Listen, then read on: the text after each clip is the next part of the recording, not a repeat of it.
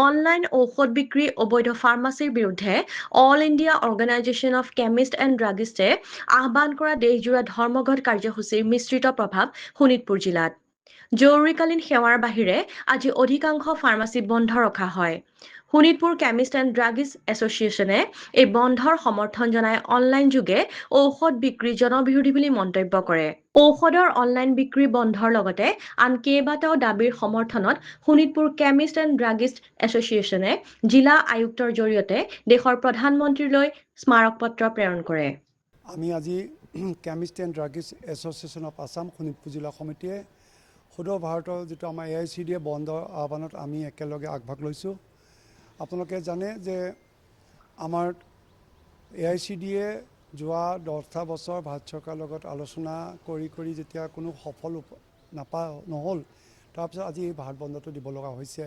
ইয়াত মেইনতে আপোনাৰ online sales, deep discount বাই corporate house আৰু GSR 222 ওপৰত আমাৰ ডিমাণ্ডটো আছে।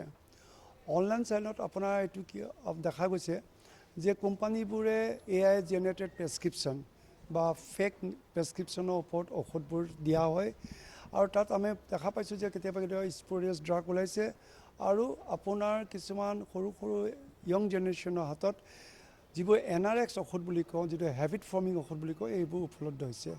যাৰ বাবে আমি এইটো প্ৰতিবাদ কৰিছোঁ যে এই ঔষধবোৰ উইদাউট প্ৰেছক্ৰিপশ্যন এই সৰু প্ৰজন্মৰ হাতত নাপায় আৰু আমাৰ সমাজখন ভাল হৈ থাকে।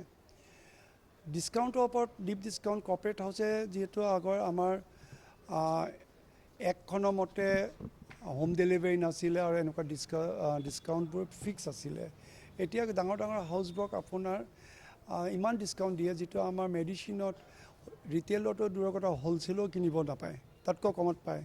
যদি তেনেকুৱা সুবিধা আছে তেতিয়াহ'লে চবকে একেই সমান কৰি দিয়ক মাৰ্জিনটো, আৰু এই যদি MRPটো কমি যায় এইটো ইনডাইৰেক্টলি আমাৰ সাধাৰণ ৰাইজৰ কাৰণে সুবিধা হ'ব।